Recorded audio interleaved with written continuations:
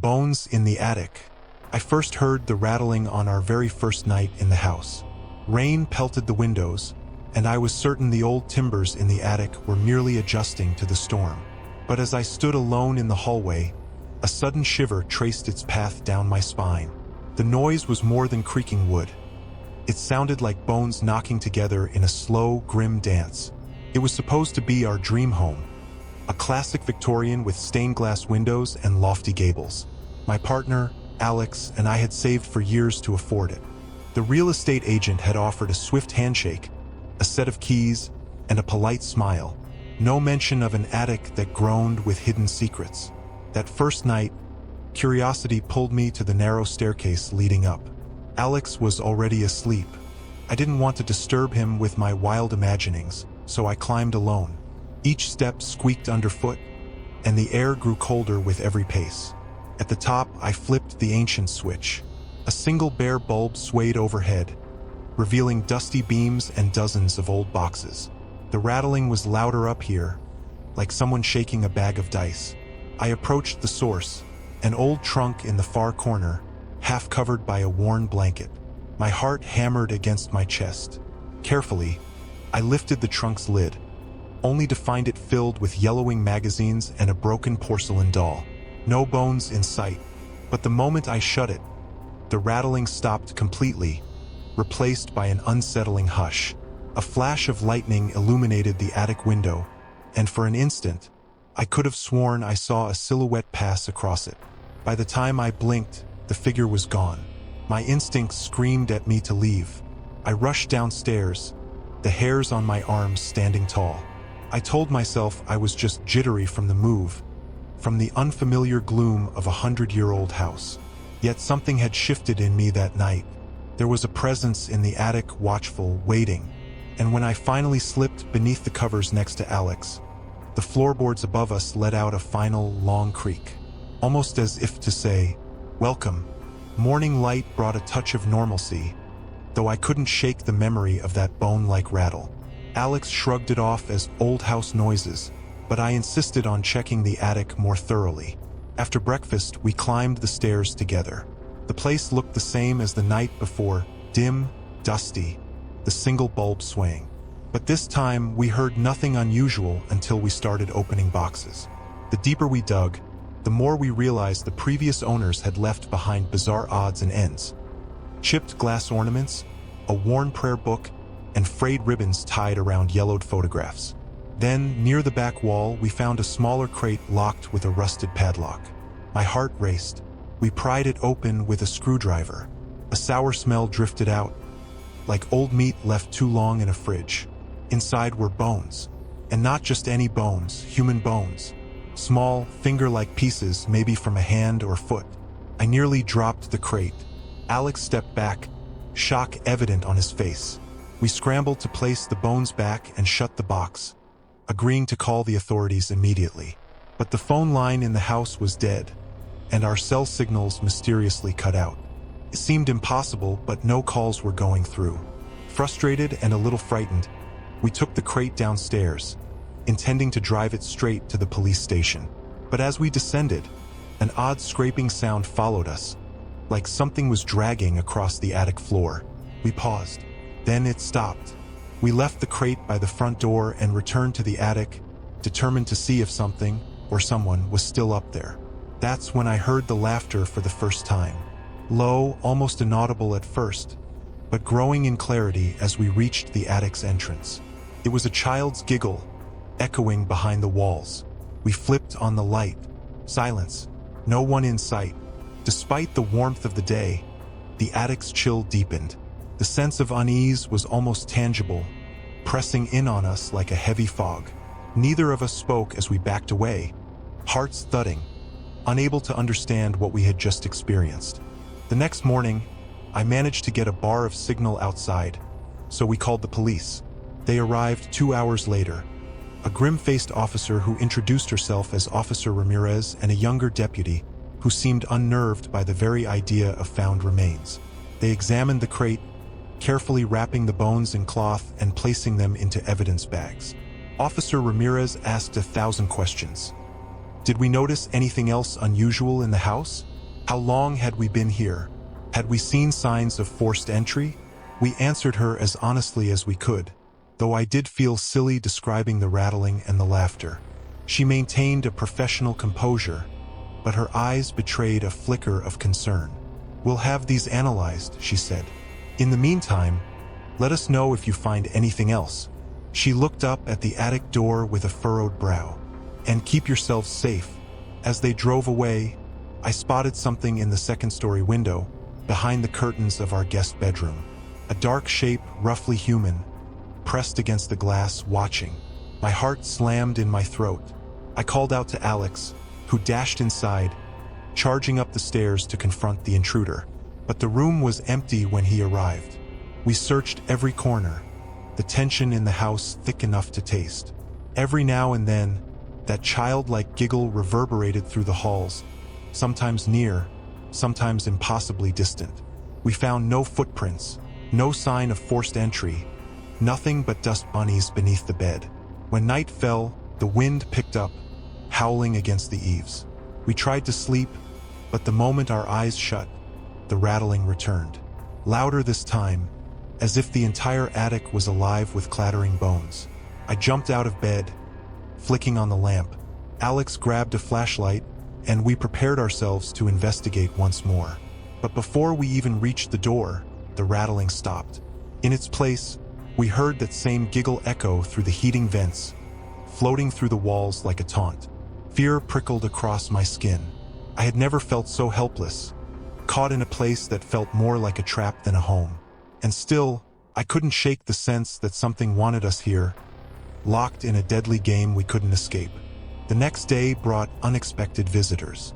Our new neighbors, a cheerful couple named the Thompsons, knocked on our door with a welcome basket of fruit and pastries. Their smiles faded the moment they stepped inside. Their eyes drifted across the dusty halls as if searching for something. Mr. Thompson asked if we'd settled in okay, but his wife kept glancing nervously at the ceiling. I felt compelled to ask if they knew anything about the house's history.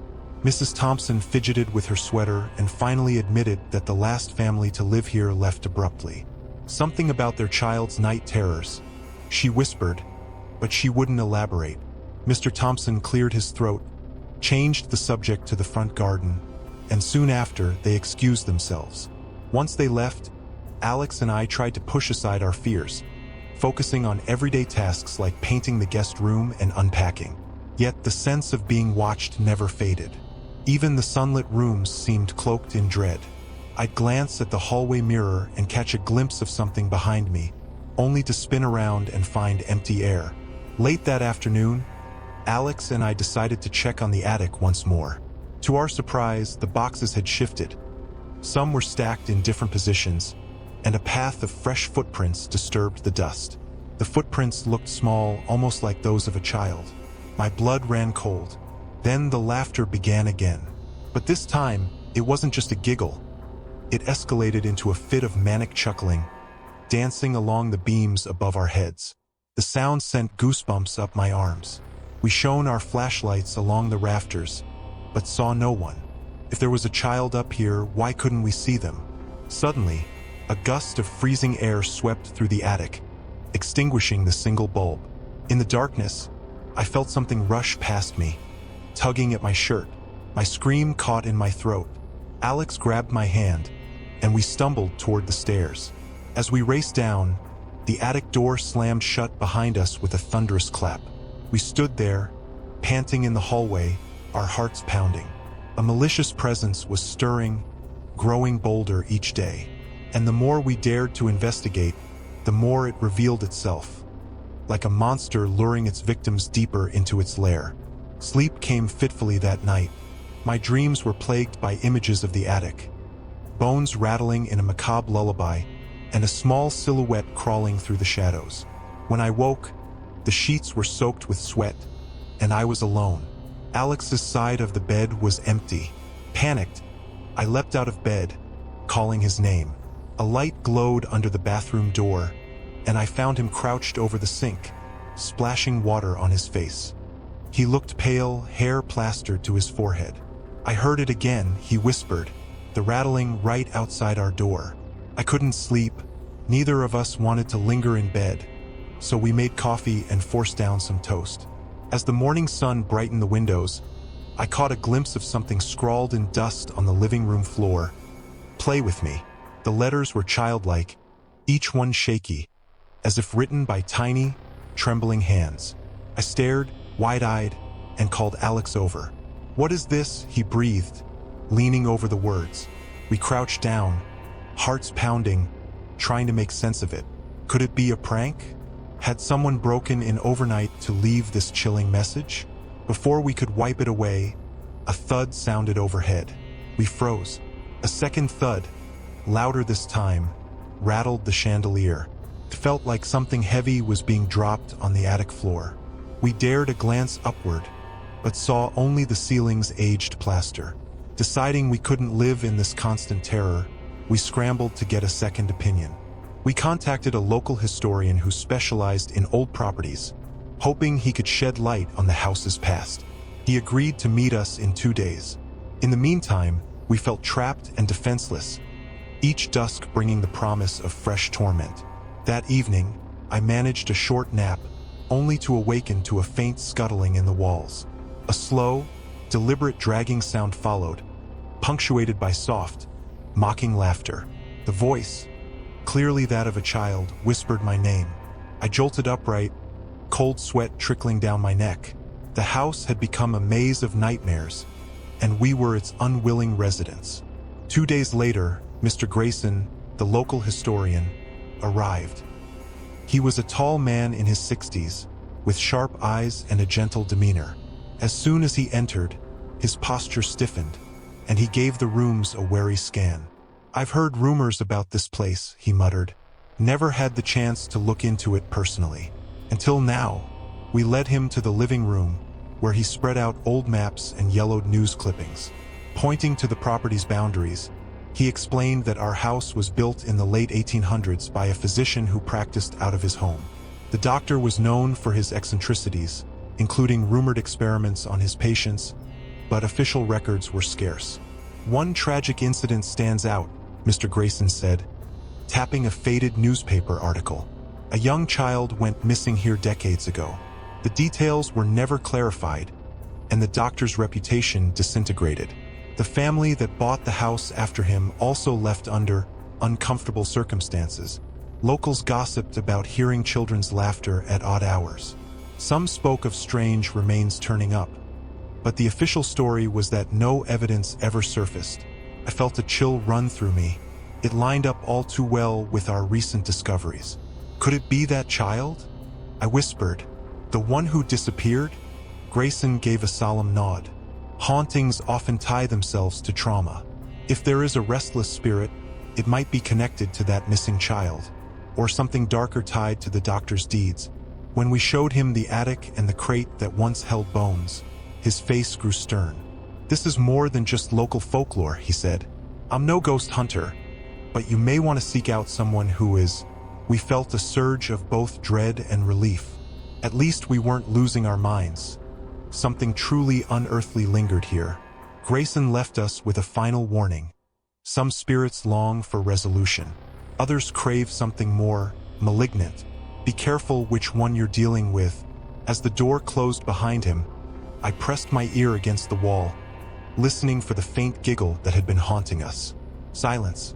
But somehow, the emptiness felt even more frightening, as if the house were holding its breath, waiting for night to fall so it could show us its true face again.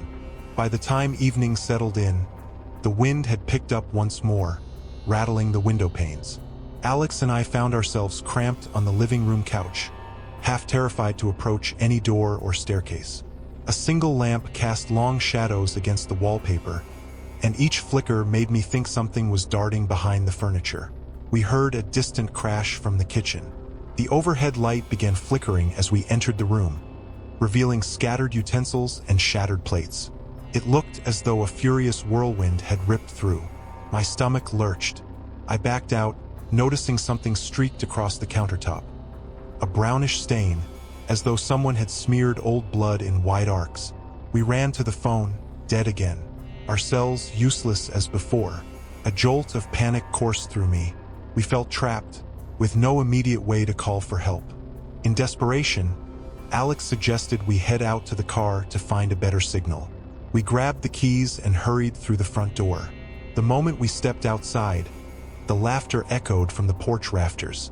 Glancing up, we saw no one, yet the giggle seemed so close. The porch swing began to move on its own, each slow creak sending shivers down my spine.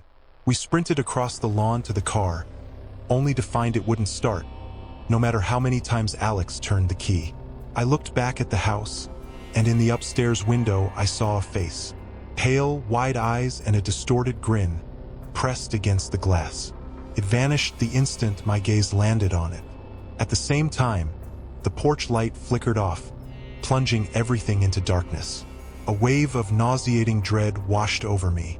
Despite the chill in the air, sweat trickled down my temples. We had no choice but to return indoors, each step feeling like we were walking into a trap.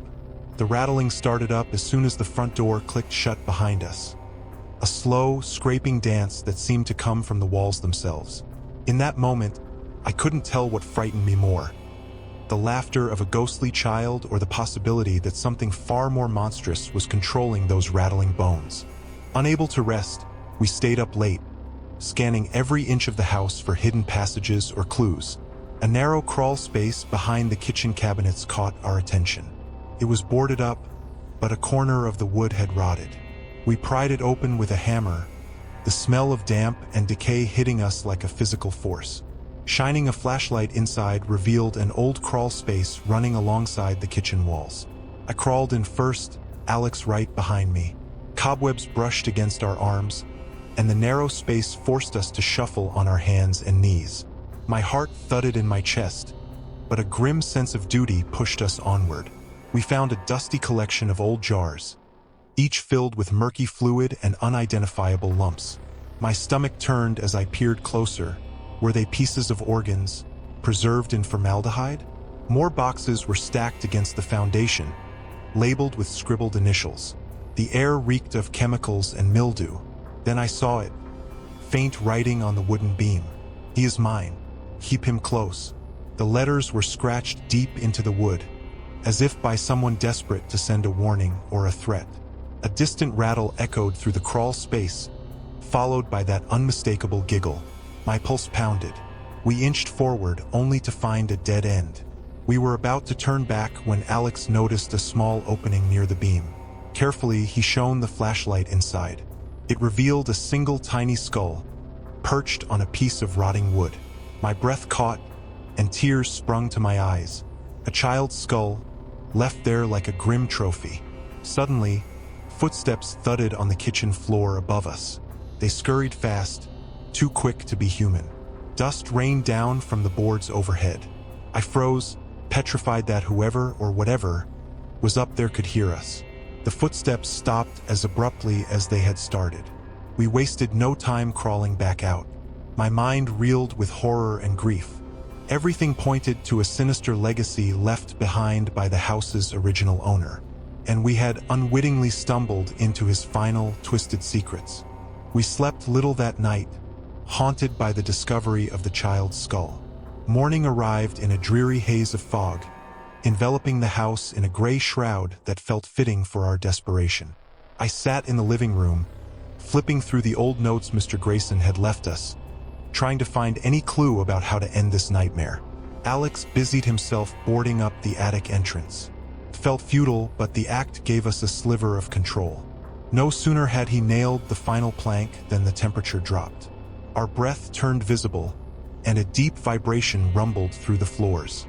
The laughter erupted again, echoing from every corner, as though the house itself was mocking our attempts to contain it.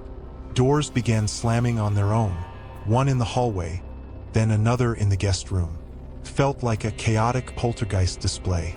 We huddled together at the foot of the attic stairs, desperately scanning for any sign of an intruder. The nails Alex had hammered moments ago popped free and clattered onto the steps. The planks fell to the floor with a resounding crash, revealing the attic door once again. My nerves were frayed. I picked up one of the nails, rubbing my thumb over the tip to ground myself. The house had made it clear. We weren't the ones calling the shots here. Just then, something shifted behind me. I spun around to see a fleeting shape dart from the hallway mirror. It was too fast to make out its features, but it left behind a faint imprint. A tiny handprint, pressed against the glass in a ghostly outline. My hand trembled as I touched the mirror. The print was ice cold. We realized we could no longer ignore the presence. It wasn't just a restless child. It felt powerful, malevolent. Driven by fear, we decided to seek the help of a spiritual medium. I recalled reading about a local psychic named Agnes who specialized in cleansings and exorcisms of haunted homes. At this point, we'd try anything to break free from the house's vile grip. Agnes arrived the following evening, a short woman in her 50s with salt and pepper hair tied in a tight bun. She wore a simple cloak draped over her shoulders and carried a leather pouch filled with herbs, crystals, and a worn notebook. The moment she set foot in our foyer, her calm expression shifted to alarm. "You've stirred up quite a hornet's nest," she said softly, eyes narrowed at the walls around us. "Something here is old, hungry, and very angry." Alex led Agnes to the attic door. The chill intensified with each step we took up the stairs. Though the house was quiet for the moment, the tension was tangible, coiling around us like a living thing. Agnes placed her palm on the attic door, shut her eyes, and inhaled slowly. A few moments later, she pulled her hand away. "It's a child's spirit, yes, but there's more. Something darker is feeding off that child's torment. An echo of the cruelty that happened here long ago." She insisted we gather in the living room, lighting candles and placing them in a circle. Holding a bundle of smoldering sage, Agnes began chanting in a low voice. The atmosphere grew thick, as though the air solidified around us. My ears rang with a static hum, and goosebumps prickled my arms. Then the walls shook. The giggling returned, maniacal and relentless. Candles flickered wildly, threatening to snuff out. I clung to Alex's hand, feeling an icy breeze swirl around our legs. Agnes continued chanting, her words increasing in volume until they reverberated off the walls. I watched in horror as shadows danced across the ceiling, forming distorted silhouettes of outstretched arms and elongated faces. At the pinnacle of her chant, Agnes hurled a pinch of coarse salt in every direction. The laughter crescendoed, then cut off abruptly. For the briefest moment, the house was silent, almost peaceful. But then a thunderous crash came from the attic, shaking dust loose from the rafters. Agnes's eyes flew open. "It's not over," she said, voice trembling. "It's gathering strength." Agnes retreated to the kitchen to recover from the draining attempt at cleansing. My head throbbed with a dull ache, and Alex's eyes darted nervously around every corner. The evening sky outside was bruised with purple and gray, a storm rolling in that matched our sinking dread. Suddenly, we heard a muffled scream from the kitchen. Racing in, we found Agnes slumped against the counter, clutching her chest. She pointed a shaking finger at the sink. The faucet dripped a dark, viscous liquid, thick and red. Blood or something horribly close to it. Agnes shakily murmured, "The entity's wrath is intensifying." I tried to banish it before we understood its true purpose. Lightning flashed through the window, illuminating the hallway behind us. And in that moment, I saw it. A small figure scuttling on all fours like a twisted spider, disappearing around the corner. My stomach churned, and the hair on my neck stood on end. We rushed into the hallway. Floorboards creaked ominously beneath our feet. At the far end, by the base of the attic steps, lay a single vertebra. So old and yellowed it looked like it might crumble under a breath.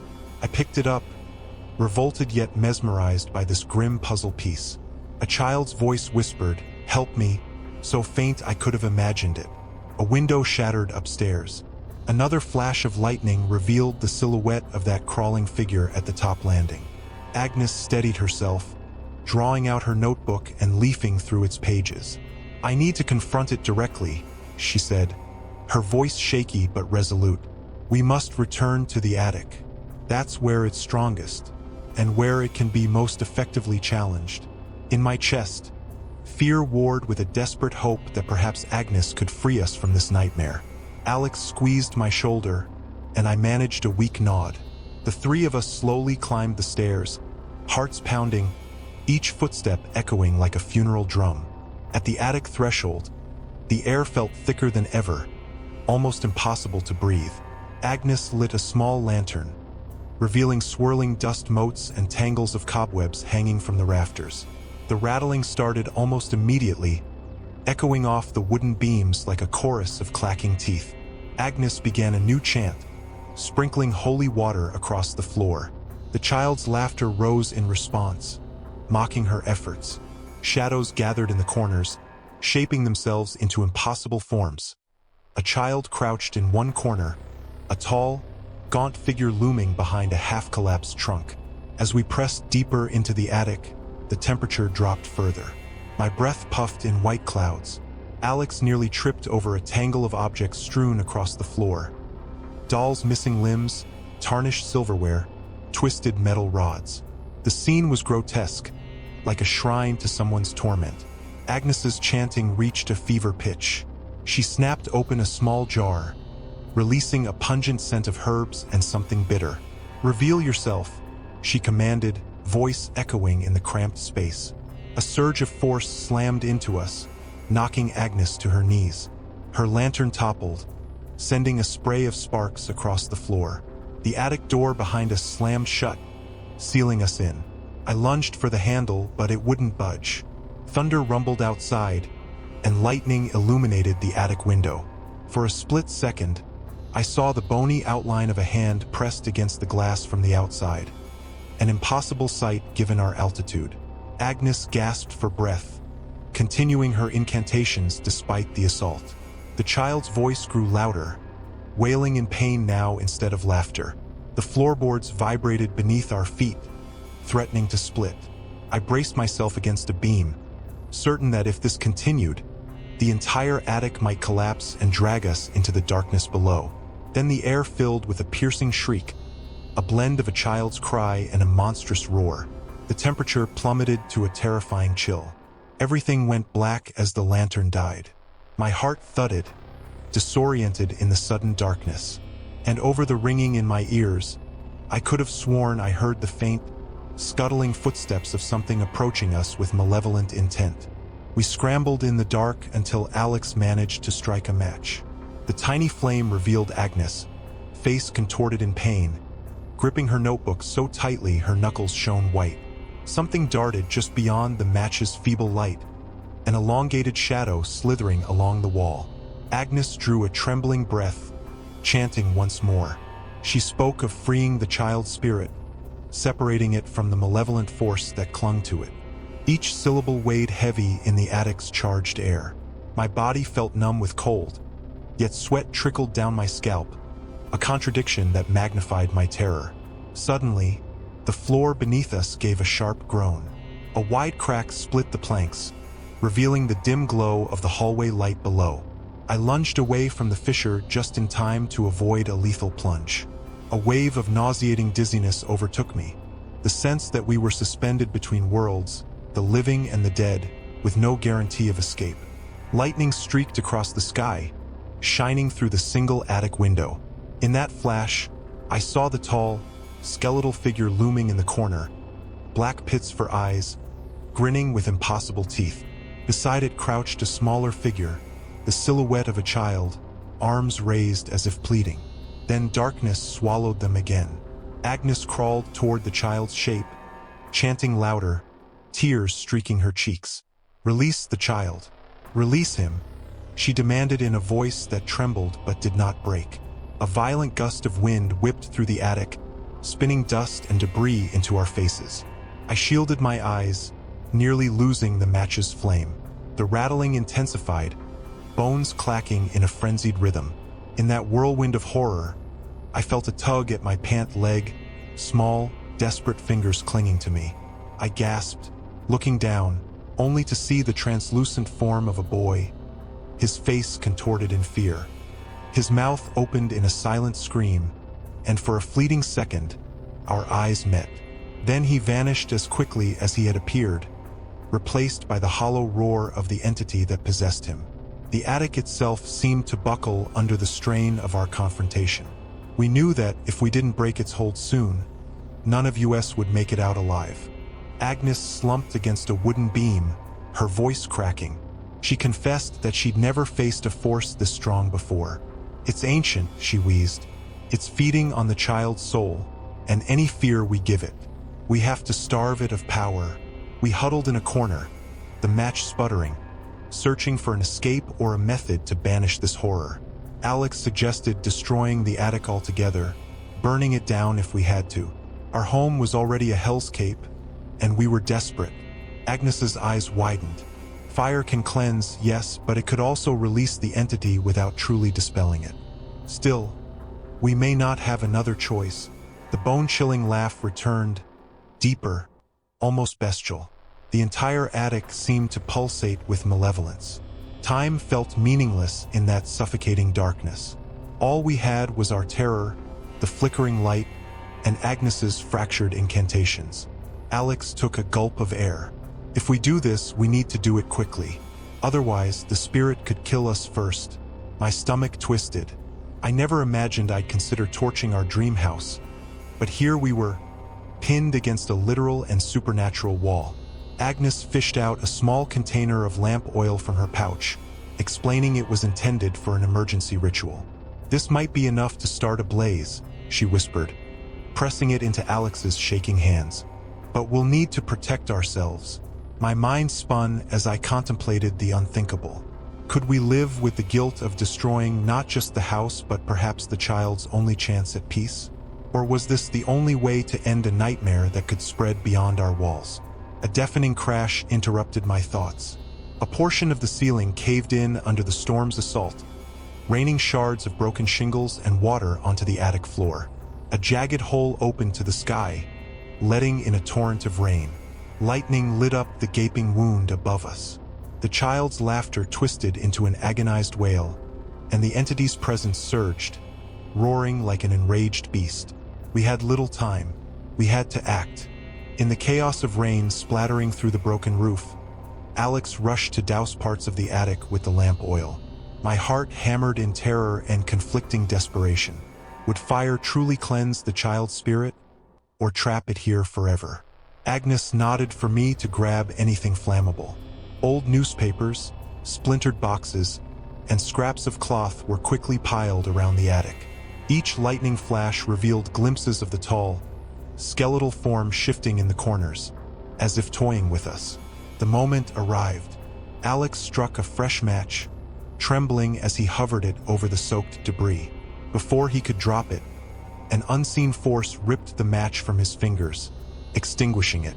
A shrieking wind tore through the attic, scattering our makeshift tinder. The entity wasn't going to let us burn its lair without a fight. Agnes threw salt into the air, chanting with renewed vigor.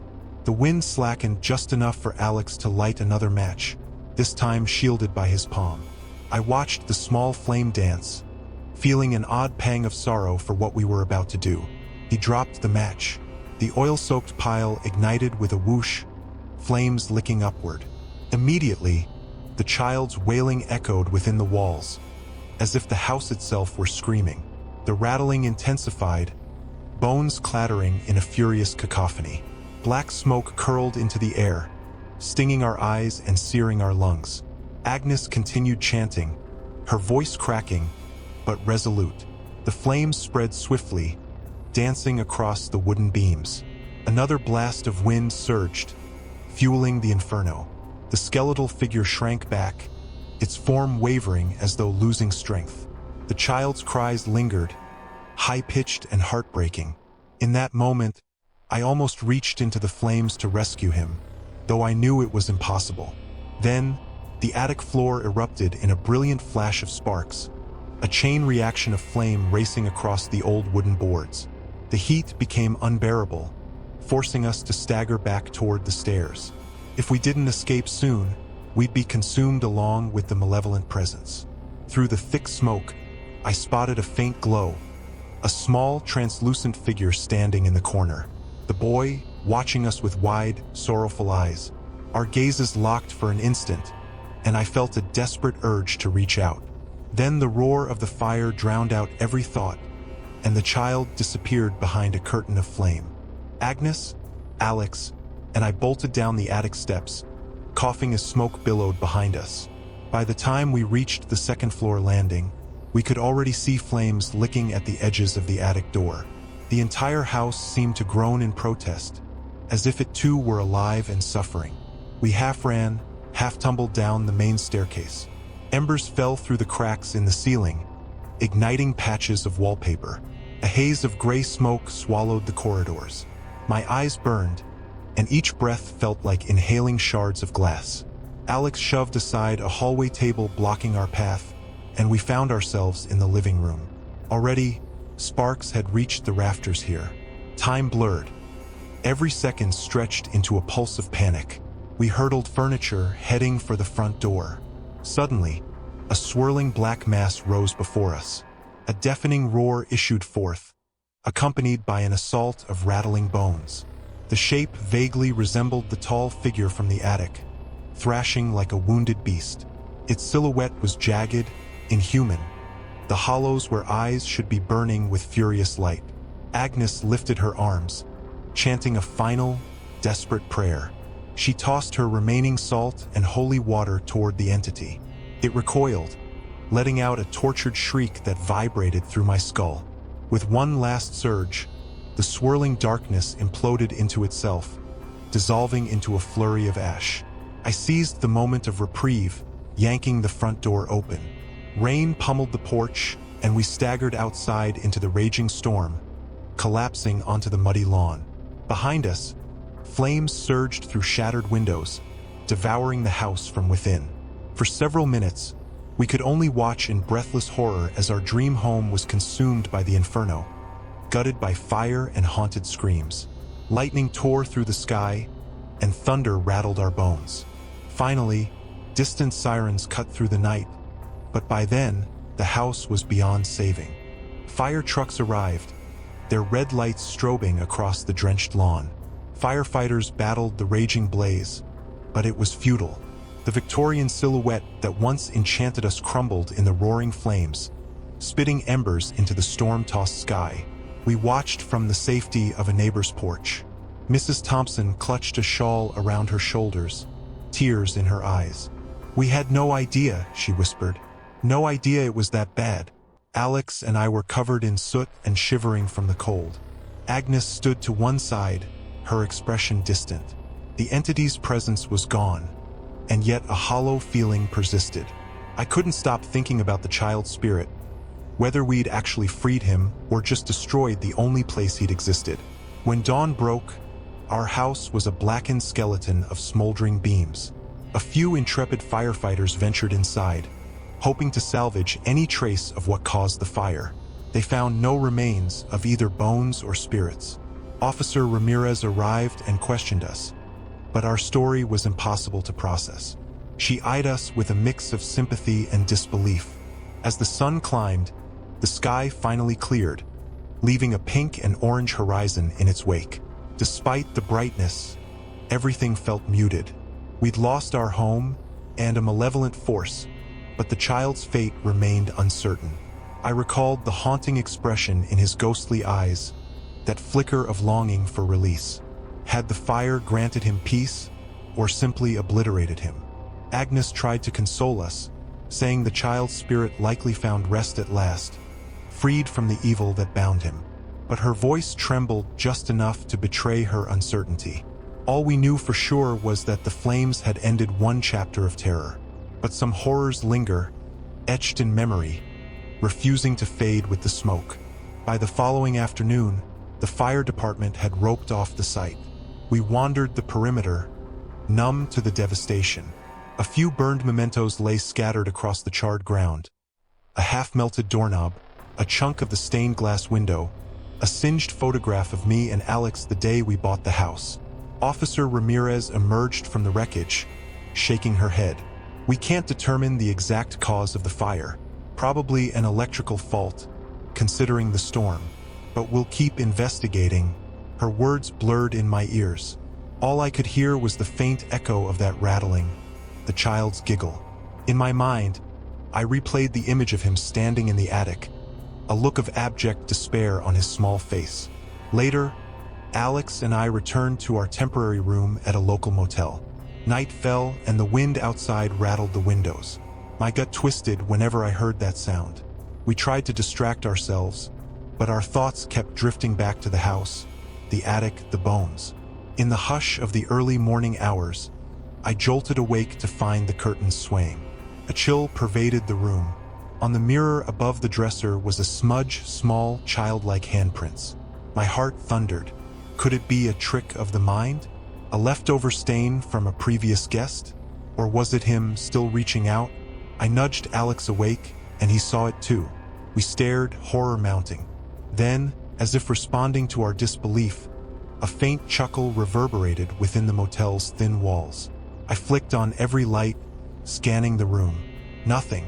Yet the memory of that laugh clung to us, refusing to dissolve. Agnes's warning echoed in my mind. Some spirits can cling to your psyche, even after the place of haunting is destroyed. Had we become tethered to the child, and by extension, the malevolent force that once enslaved him? I buried my head in my hands, unsure if I could withstand another round of this nightmare. Desperate for closure, we summoned Agnes once more. She arrived at the motel, her demeanor heavy with concern.